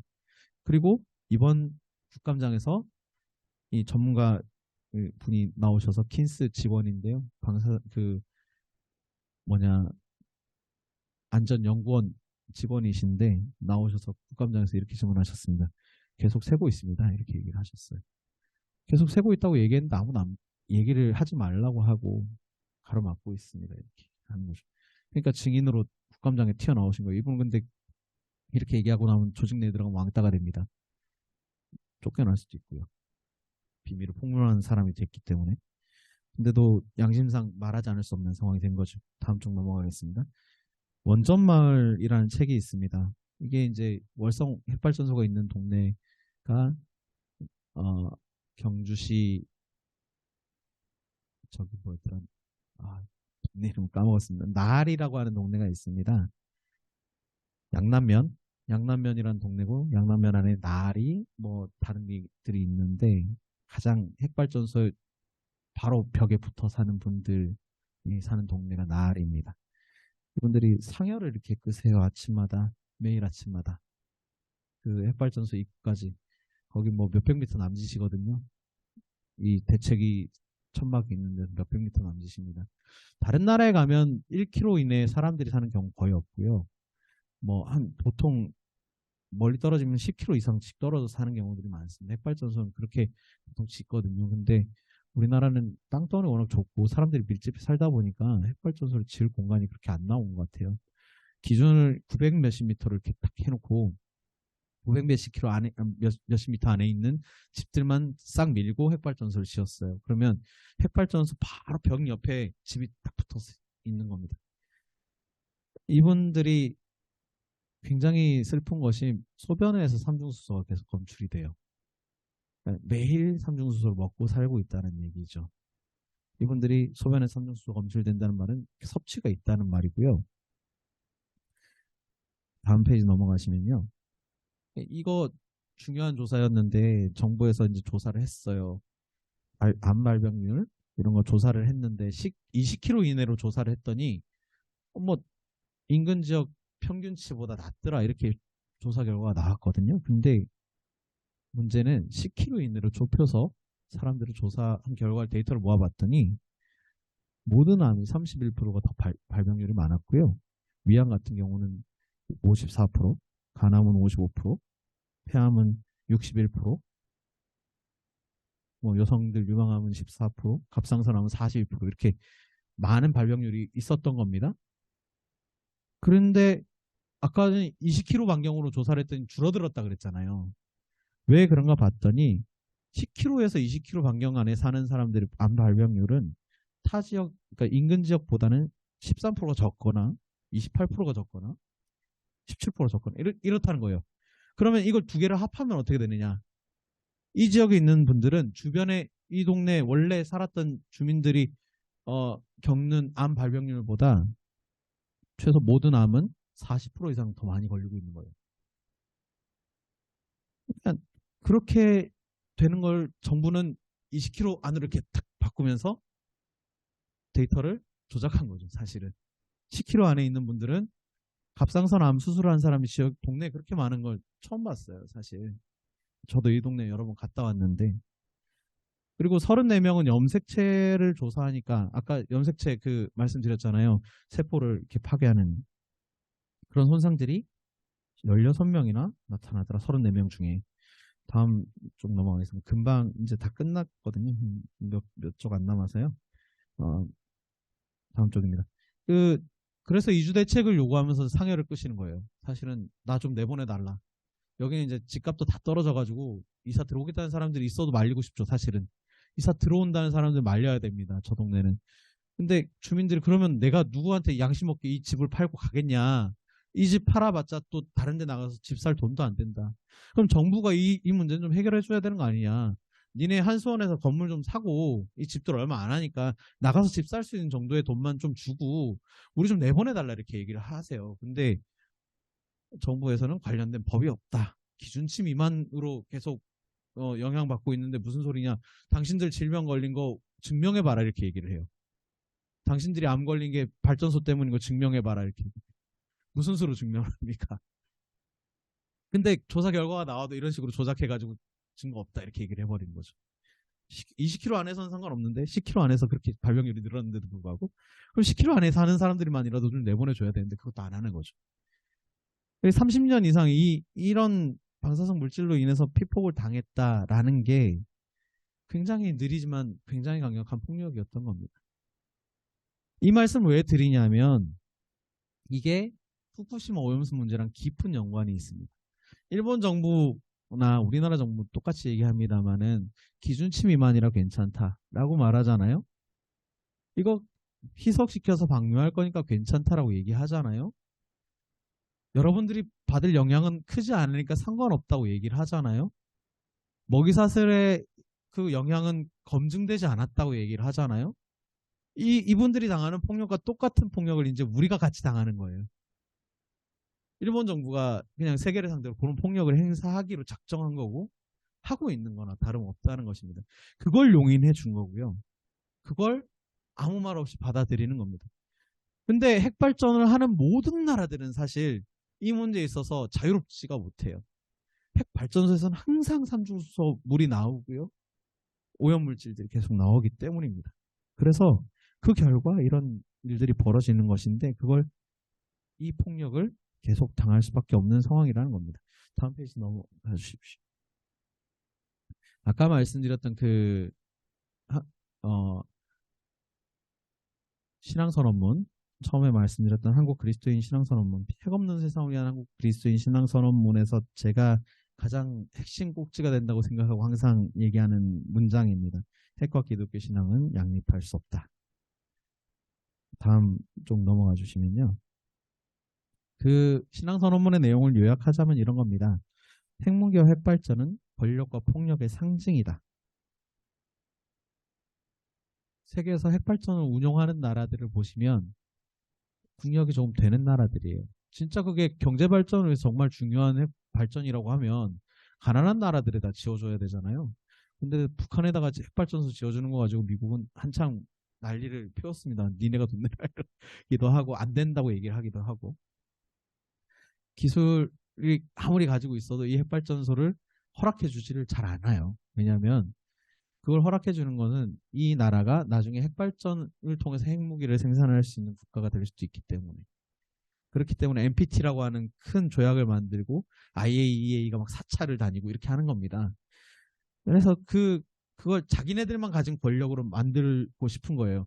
심지어 NPT라는 것은 핵 확산 금지 조약입니다. 미국, 일본 아니죠. 미국, 중국, 러시아 이렇게 기존에 핵 가진 나라들 외에는 핵무기를 가지는 것조차 허락하지 않겠다. 이렇게 얘기를 하는 거죠. 더 이상 핵은 늘리면 안 돼. 그럼 니네가 가진 핵도 없애. 이렇게 얘기를 하면 우리는 가지고 있는데 뭐 이렇게 얘기를 하는 거죠. 우리 아니야. 안 없앨 거야. 이건 세계 질서를 지키는 거야. 이렇게 얘기를 하는 거죠. 근데 그건 굉장한 폭력이라는 겁니다. 사실은. 이 무기 하나 때문에 얼마나 두려워 떨고 있습니까? 북한이 핵 개발하는 것도 사실은 그 핵을 가진 나라들과의 대화에 한번 껴보고 싶어가지고 계속 그러고 있는 거 아닙니까? 사실. 굉장히 무식한 짓인데 하지 말아야 될 일인데도 불구하고 그렇게 하는 거죠. 그걸 하지 않으면 존재감이 사라질까봐 그런 선택을 한 것 같은데 굉장히 위험천만한 선택이기도 하고요.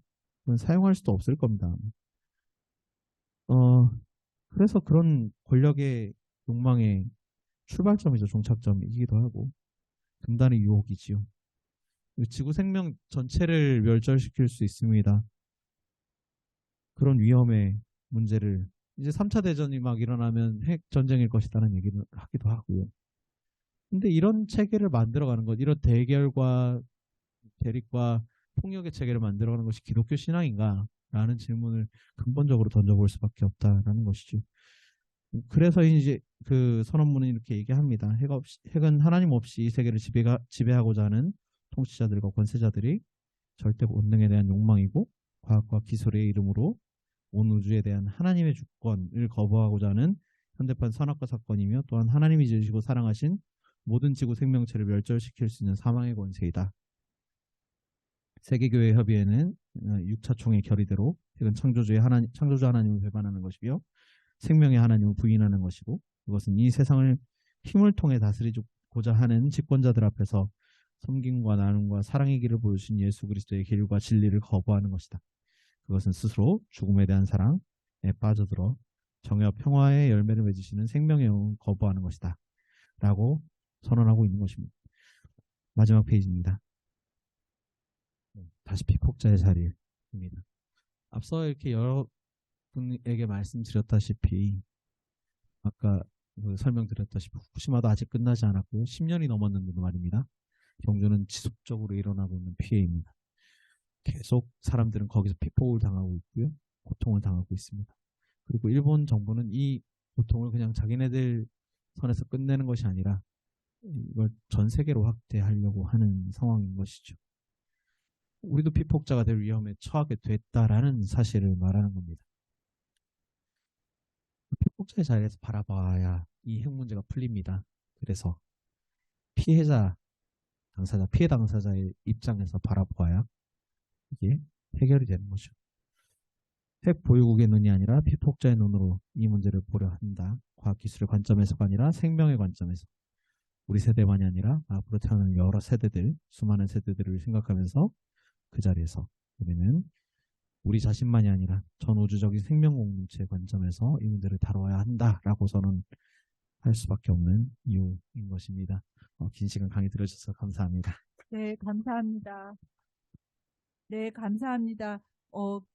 우리 후쿠시마 오염수를 처리를 잘 했는지 안 했는지 또 그것도 의심스럽고, 그래서 이제 해양 방류한 거로 인한 문제점, 그리고 이제 그것으로 인해서 이제 앞으로 우리가 어떻게 잘 살아갈 수 있을지 이런 문제까지 쭉 잘 설명해 주시고 말씀해 주셨는데요.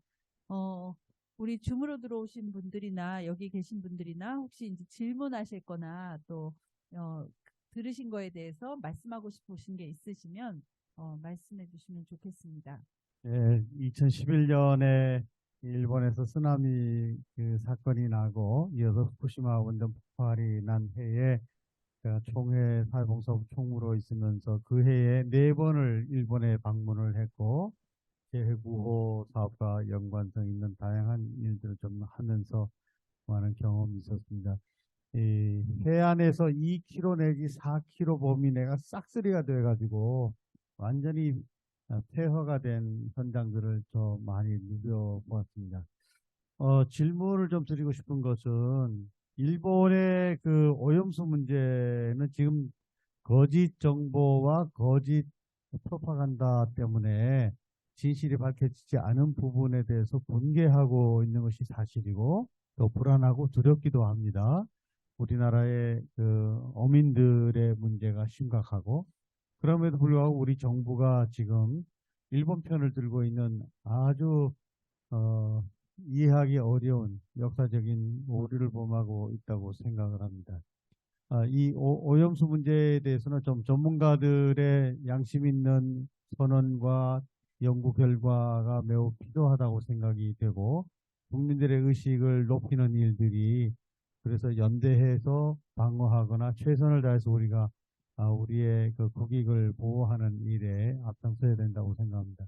그것과 더불어서 우리나라의 원전의 문제들이 아까도 잘 말씀해 주셨지만 너무나 밀집되어 있고 또 그 원전의 밀도가 너무 깊어서 기장, 고리, 월성 이쪽 지역에 많은 원전들이 그 인근에 약 400만 명 내지 뭐 5, 600만 명 되는 우리 국민들이 조금이라도 사고가 나게 되면 피폭돼서 엄청난 재산과 생명의 피해를 받을 가능성이 많고 30년이 기본 수명인데 30년 넘은 것을 10년씩 단위로 계속해서 연장해서 쓰려고 하는 것 때문에 고리 1호기를 폐기는 시켰지만 2호기라든지 그 이후에 계속 짓는 것들도 많은 문제점들이 있는데 이런 것들에 대해서 좀 전문가들이 왜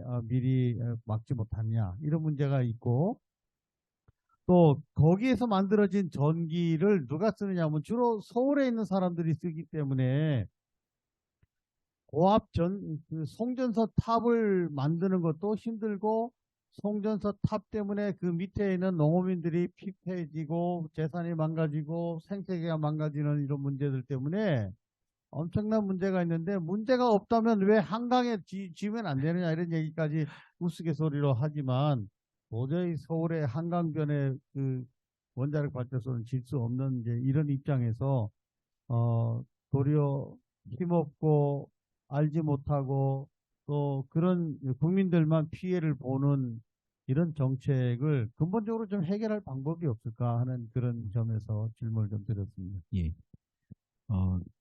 되게 지금 요즘에 한참 저희가 이제 고민하고 있는 지점이기도 합니다. 수명 연장 문제 이제 이번 정부 들어오면서부터 지난 정부 때까지만 해도 사실은 이걸 안 한다고 했었습니다. 문재인 정권 때 가장 많이 욕을 먹었던 지점이 그거였죠. 탈원전이라는 말을 내걸고 그걸 정책화하겠다 해서 탈원전이 어떤 거였냐면 이제 신규 핵발전소는 지금 짓고 있는 신고리 오륙호기 지금 이제 세울 이렇게 이름 바꿨는데 신고리 오륙호기까지만 짓고 그다음에 노후 핵발전소는 더 이상 수명 연장하지 않겠다라고 선언을 했던 거거든요. 근데 이것을 선언하고 몇 년 동안 계속 괴롭힘을 당했어요. 사실은 이 정책은 계속 뒤로 밀려왔습니다.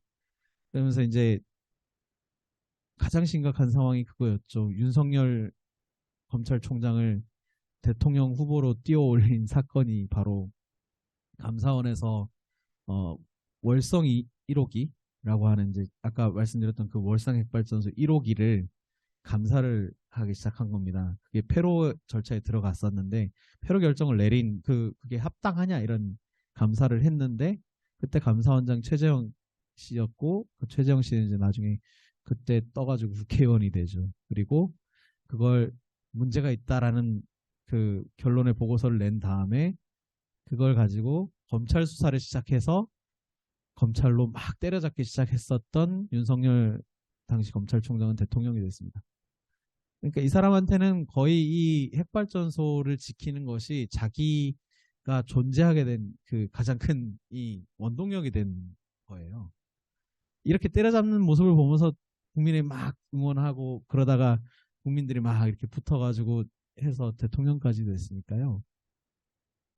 그러면서 이제 탈원전 폐기 이렇게 얘기하기 시작한 거죠. 탈원전 정책 폐기. 원래 상태로 되돌리겠다라고 선언을 하기 시작한 겁니다. 그러면서 노후 핵발전소를 다시 수명 연장 절차를 가동하게 된 거예요. 사실 그거 아니었으면 수명 연장 안 하고 그냥 닫는 거였거든요. 전부. 이게 굉장히 심각한 문제입니다. 근데 사실은 취성 파괴라고 해서 이제 핵발전소도 깨져요. 콘크리트 건물도 깨지고 원래 우리 아파트도 지어놓은 지 한 30년쯤 되면 아파트 벽에 금 가고 막 이러잖아요.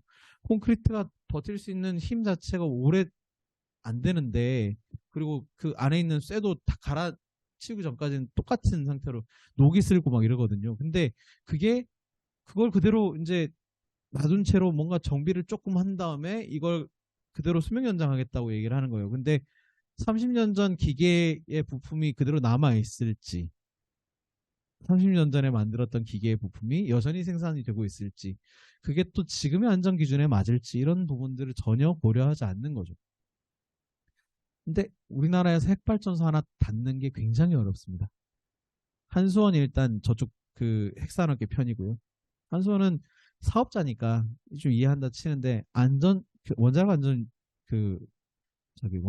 원자력 안전위원회도 전부 전문가로 채운답시고 그 우리나라 핵산업계라고 말하는 보통 말하는 그룹이 서울대, 동국대 뭐 이쪽에 이제 물리학자 카르텔들입니다. 핵공학자들. 그 서울대에서 공부한 사람들이 가서 다른 학교에서 그 과를 세웠어요. 그러니까 하나의 흐름으로 이어집니다. 하나의 강력한 이 선후배 사이입니다. 그 선후배끼리 탁 꽂아주고 이러죠. 이 카르텔에서 벗어나면 취직도 못하고 국가에서 주는 아무것도 못 받고 연구비도 못 받고 이렇게 되는 거예요. R&D 사업비도 하나도 못 받고. 그러니까 거기에 충성할 수밖에 없어요. 문제가 있어도 거기에 달라붙을 수밖에 없고 그런 상황이라 이게 그런 깨질 수 있어 이런 얘기를 못 하는 거예요. 차마 그거 하면 밥줄이 끊기는 거예요. 이걸 제대로 말했다가는 이 핵산업계 전체가 신뢰를 잃어버리고 없어질 수 있는 상황이 발생합니다. 그러니까 그걸 해결하지 않고서는 절대로 해결할 수 있는 문제가 아니고 대통령 한 사람의 의지로 이걸 문 닫을 수 있는 상황은 절대 안 나옵니다. 그때 고리 1호기를 닫을 수 있었던 이유는 후쿠시마 핵사고가 터진 지 얼마 안 됐는데 불법 부품, 부정 부품 문제가 터졌어요. 그러니까 전국에 떠들썩하게 나온 겁니다. 이 부품이 잘못된 걸 갖다 꼈어요. 왜 그랬냐 봤더니 이미 발전소 가동한 지 30년이 지나서 이 부품이 없는 거예요. 이 부품이 없으면 다른 거 갖다 껴야 되잖아요. 다른 걸 갖다 껴놓은 겁니다. 규격에 안 맞는 거 갖다 껴서 대충 마무리해가지고 돌린 거예요. 그러니까 이거 어떻게 가동시키냐 이렇게 얘기가 나온 거죠. 이거 이대로 가동시키면 큰일 난다. 터질 수도 있다. 이렇게 얘기가 나온 거예요. 그러니까 그래 그러면 폐로 해야지 이렇게 된 겁니다. 그렇게 안 하고서는 폐로가 안 되는 거예요. 특히나 지금 윤석열처럼 막 핵발전소 가지고 뭔가 해보려는 사람한테는 이걸 수명 연장시키는 게 너무 중요한 일이 돼버렸기 때문에 이걸 반대로 이렇게 역진시키려면 굉장히 강력한 힘으로 끌어당겨야만 한 전 국민이 핵발전소 문제 관심 가지고 막 절대 안 돼 이렇게 얘기하지 않는 이상은 그 방향을 꺾어놓기가 어려운 상황인 거죠. 아까 두 번째 질문하신 부분은 제가 첫 번째 질문 막 하다가 두 번째 질문 기억이 좀 안 나는데 예. 예, 감사합니다. 저는 특별히 오늘 강의 말씀 잘 들었고요. 말씀 들으면서 한 가지 생각이 드는 게, 제가 멀리 또 살아서 그랬는지, 이야기 들으면서 참 일반적인 사람들하고는 거리가 좀 있겠다라는 생각이 듭니다. 물론, 일본의 핵발전소의 문제가 오염수 해양 방류 때문에 세계가 걱정을 하고 또 그 부분에 대해서 염려하고 있는 가운데 있는데 과연 이 일에 대해서 잘못되었다라고 이야기할 수 있는 사람들의 활동이 많은 사람들에게 어떻게 또 실제적으로 다가갈 수 있을까라는 고민을 지금 잠깐 해보았습니다. 왜냐하면 방금 말씀해 주신 대로 윤석열 정부가 일본에 대해서 해양 방류에 대해서 적극적으로 옹호하고 또 그 일들에 대해서 일본 정부가 마음대로 할 수 있는 어떤 근거를 한국 정부에서 제공해 준 영향이 있을 텐데 이런 정부 속에서 우리 한국 사람들이 생각할 때 어떻게 이 부분에 대해서 극복해야 하지 하는 질문을 하게 될 텐데 이 현 정부가 계속 밀어붙이니까 어쩔 수 없겠구나라는 절망감도 없잖아 있을 텐데 이런 가운데 목소리를 낼 수 있다는 용기가 참 감사하고 또 이분들이 좀 더 많았으면 좋겠다는 생각이 드는데 이 일에 대한 어떤 시민연대나 뭐 활동에 대한 어떤 그 부분들을 좀 더 많이 고민을 해야 할 텐데 오늘 발표해 주신 강사님한테 소견을 좀 듣고 싶습니다. 너무 감사합니다. 예. 네, 고맙습니다. 우리 강사님. 예. 저는 지금 이제 한국 안에서는 일본 방사성 오염수 해양 투기 저지 국민행동이라고 하는 큰 조직이 하나 만들어져 있습니다. 시민사회 운동 단체들이 다 사실 들어와 있고요. 그래서 지금 굉장히 큰 조직이 매주 토요일마다 집회를 만들어서 이제 한동안 끌고 왔었고 지금 이제 2차 방역까지 끝난 다음에 계속 성명서 발표하고 운동을 하고 있는데 그게 이제 좀 정당이랑도 같이 맞붙어서 이렇게 좀 흐름을 만들려고 했었고요. 서명운동 같은 경우에는 몇만 명까지 갔었지. 하여튼 굉장히 많은 국민들이 사실 이 문제에 대해서 우려를 하고 있다는 것을 보여줄 정도의 서명 숫자가 나왔었습니다. 그래서 시민사회 연대는 굉장히 활발하게 활동하고 있고 기독교 연대도 사실 이번에 기도회 수차례 하고 또 이제 그 NCC 지역 NCC 전국 협의회에서는 전국 도보 순례까지도 같이 진행하셨을 정도로 많은 국민들이 이렇게 관심을 가지고 모여서 이렇게 얘기를 하시는데도 불구하고 사실 이게 언론 보도나 이게 표면으로 드러나는 부분 조금 적어서 이제 사람들에게 그리고 지금 워낙 한국 사회가 다이내믹하지 않습니까? 이게 주제가 너무 휙휙 바뀌니까 사실은 좀 넘어가 있는 문제긴 한데 요 문제가 다시 한번 또 수면으로 올라오는 상황이 있을 거라고 저는 생각하고요. 그러기 위해서 이제 좀 힘을 모으는 시기에 지금 들어간 것 같습니다. 그래서 한국 안에서는 굉장히 들썩들썩하고 있는 문제다. 그리고 많은 분들이 관심 가지고 있고 토요일마다 집회하면 몇몇 명 나와서 이렇게 같이 집회에 참여하시고 하는 상황을 봅니다. 예. 네. 제가 한 가지 좀 더 궁금한 게 있어서 좀 여쭙고 싶은데, 우리나라에서 오래전에 경주에다가 폐 연료봉을 보관하는, 오랫동안 땅속 깊이 보관하는 걸 불을 파서 뭐 한다 하는 걸 해서 시민들이 서로 싸우기도 하고 해서 일단 결정이 돼서 시작한 걸로 알고 있는데 완료가 됐습니까? 정확하게 말씀드리면 폐연료봉까지는 못 집어넣고요. 폐연료봉을 집어넣는 건 이제 아까 말씀드렸던 아주 고준위의 폐기물. 준위라는 것은 방사성 물질이 굉장히 강력한 걸 말하는 거고요. 폐연료봉 그쪽이기 때문에 그걸 집어넣는 처분장은 전혀 지어지지 않았습니다. 대신 거기 이제 경주에 건설하기로 한 거는 원래는 부안에다가 그 전체를 다 집어넣는 폐기장을 건설하려고 했었는데 부안에서 이제 싸움이 굉장히 심해가지고 이제 무산됐죠. 그러고 나서 정부에서 그때 머리를 썼던 게 노무현 정부 때였습니다. 그 지역 유치하시면 지원금 주겠다 이렇게 얘기를 한 거예요. 네 군데, 전라도 쪽에서 한 2군데, 뭐 이 경상도 쪽에서 한 2군데 정도가 지원 신청을 했어요. 그 중에서 경주가 선택된 겁니다.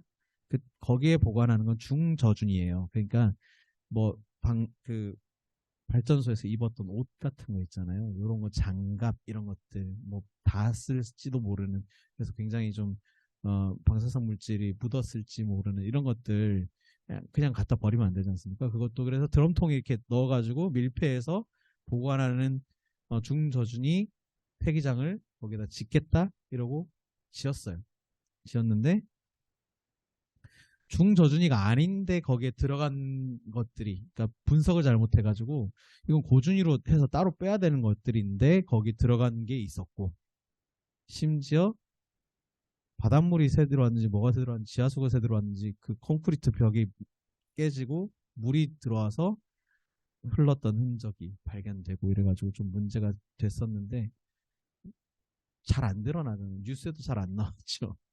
넘어가 버렸습니다. 그러니까 폐기물, 연료봉 폐기물은 만년 쓰는 게 아니고 기한이 있고 그러니까 그것도 처리를 해야 되는데 지금 제대로 정상적으로 처리가 안 되고 있다는 결론인 것 같고, 추측상. 예. 그래서 이제 떠도는 소문에 의하면 바닷물에다가 몰래 던지는 거 아니냐 이런 얘기까지 흘러나왔었거든요. 근데 이제 우리나라나 미국이나 또 그리고 인도, 프랑스 네. 30년 이상 된 원전에 후속적인 사고가 날 가능성이 가장 많은 나라 중에 하나가 지금 우리나라, 인도, 프랑스라고 지금 여겨지고 있는데, 이런 차원에서 독일 같은 경우는 완전히 원전을 폐기시켜서 뭐 다행이긴 하지만 또 우크라이나 러시아 전쟁 때문에 지금 에너지 문제가 심각한 문제도 안고는 있는데 참 갈등의 문제가 심각한 것 같습니다. 이게 뭐 답이 어떤 게 정답인지 참 우리도 판단하기 어려울 정도인데요. 우리 강사님 어떠신지 얘기했습니다. 간단하게 이제 아까 말씀하신 그 해결여봉 같은 경우에는 지금 아까 사진을 못 보여드렸는데 저장수조라고 발전소 옆에다 건물 하나 지어놓습니다. 그래서 그 물 이렇게 담아놓고 수영장처럼 물 담아놓고 거기에다 이렇게 연료봉 갖다 넣어놓습니다. 다 쓴 연료봉들 이렇게, 그래도 이게 10몇 년이 지나도 안 꺼져요. 그 불이 아주 뜨거운 그 연료봉 그냥 물 속에다 잠궈 놓는 거예요. 그렇게 해놓고 이제 식힌다는 거죠. 물을 계속 갈아주면서 이렇게 식힙니다. 그렇기 때문에 이제 그거는 바다에다 버리진 않는데 대신 이제 그 물을 이렇게 계속 갈아주면서 이렇게 식혀야 되는 상황이고, 그걸 이제 계속 그 천년만년 시킬 수는 없으니까 건식 저장 시설이라는 걸 또 따로 만들어요. 바람으로 식히자 이제. 이게 이제 열기가 계속 있으니까 한 몇 년, 10년 정도 보관해 놨으면 이제 꺼내서 요거를 이제 바람을 통해서 한번 식혀보자 이러고 이제 건물 맥스터 이런 걸 짓고 캐니스터 이런 걸 짓습니다. 이렇게 보관통 이런 걸 해가지고 거기 이제 연료만 꺼내서 이제 걷다가 집어넣어서 보관하기는 합니다. 근데 이제 그렇게 하면 안전하냐? 또 안전하지 않지요. 사실은 결국 안전하지 않고 우리나라 아까 밀집도 얘기하신 건 굉장히 밀집도 우리나라는 만약 이번에 신한울 3, 4호기라고 표현하는데 울진 90호기입니다. 정확하게 말하면 울진 지역에 그 지으면 10기가 그 지역 하나에 핵발전소 10기가 있는 게 되는 거예요. 만약에 울진 같은데 이제 쓰나미 같은 게 덮쳐가지고 발전소에 아까 전에 말씀드렸던 태풍 와가지고 만약 이렇게 되거나 뭐 지난번에 산불 때문에 한번 강제 종료했었던 적이 있거든요. 그런 일들이 벌어져서 핵발전소 사고가 나면 그 동네는 10기가 다 동시에 터질 수도 있는 상황이 벌어지는 겁니다. 이게 근데 핵이라는 거는 지금 사양산업으로 취급받고 있어요. 전 세계에서는 사실은 전쟁 때문에 독일 문제도 아까 얘기해 주셨는데 사실은 그리드 패러티라고 얘기를 하는데 핵발전과 태양광이나 재생에너지 요쪽 계열과 이렇게 비교를 했을 때 현저하게 지금까지는 여기가 쌌다고 핵발전이 쌌다고 얘기했거든요. 이 가격을 여기가 못 따라온다고 얘기했어요. 왜냐하면 이건 굉장히 기술 집약적인 부분이고 그리고 이게 부지 하나당 생산할 수 있는 양도 굉장히 제한적이고 하니까 24시간 내내 이거 연료만 태우면 돌아가는 발전소랑은 다르다 이렇게 얘기를 했었는데 생산도 한정적이지 않습니까? 그러니까 태양이 있을 때만 생산되거나 바람이 불 때만 생산되니까.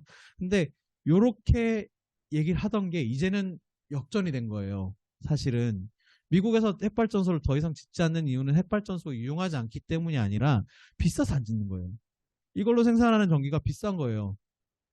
그래서 더 이상 안 짓는 겁니다. 그런데 만약 유럽, 독일 같은 경우에는 이제 전쟁이 났으니까 좀 돌려볼까 하는 얘기도 나왔지만 안 돌리기로 했어요. 왜냐하면 폐로 하려고 했던 거를 다시 켜는 게 오히려 더 비용이랑 시간이 많이 드는 거다라는 사실 때문에 그렇거든요. 그러니까 이건 반드시 사양산업으로 갈 거예요. 사양산업일 수밖에 없고 지금 그렇게 가는 게 세계적 추세인데 중국 같은 경우는 워낙 전기가 많이 필요하니까 60기까지 막 지으려고 하는데 그보다 훨씬 더 빠른 속도로 태양광이랑 풍력이 늘어나거든요. 다른 나라들은 그렇게 발전을 변화시켜 가고 있어요. 근데 우리나라는 그걸 역진해서 이렇게 가고 있는 상황입니다. 사실은 지금 대통령이 그래서 아리백이나 이런 게 중요했던 건데 아리백에는 태양광이나 풍력은 들어가도 원자력은 절대 안 들어갑니다. CF100이니 뭐 이런 얘기 꺼냈는데 이건 국제적으로 인정된 표준이 아니에요. 그러니까 세계적인 흐름은 반드시 재생 가능 에너지로 가고 있는 것이다. 아무리 가짜뉴스를 많이 떠들어봤자 사실 이 흐름을 멈출 수는 없는 건데 지금도 핵발전에 목매다른 나라들은 대부분 어떤 나라들이냐? 주변 국가들과의 분쟁이 있거나 그래서 핵무기를 만들고 싶은 나라들. 핵기술을 이전받는 조건으로 핵무기 만들 수 있는 그 권한까지 좀 이양받고 싶어하는 나라들인 거죠. 러시아의 위협이나 이런 거에 자기를 지켜줄 나토에 들어가거나 뭐 이런 방식으로 할 수 없는 나라들인 경우인 거예요. 그러니까 세계적인 추세가 핵발전을 옹호하진 않습니다. 그러니까 국제적인 방향이라고 생각한다면 그게 맞다라고 말씀드리고 싶습니다. 네, 감사합니다. 오늘 마지막 그 대답하시는 걸 들으니까 세계적인 흐름이 이제 어쨌든 그 재생에너지 방향으로 간다고 하시고 오히려 지금 핵발전소를 이용해서 하는 게 또 경비가 더 많이 들고 오히려 이렇게 이제 사양산업이라고 이야기하시면서 오히려 거기에서 또 희망을 볼 수 있지 않을까 이런 생각이 드는데요. 오늘 이렇게 포럼 카이로스에 여러분들이 참여해 주셔서 너무너무 감사드립니다. 오늘 수고해 주신 우리 강사 선생님께 감사의 박수를 치면서 마치도록 하겠습니다. 네, 감사합니다.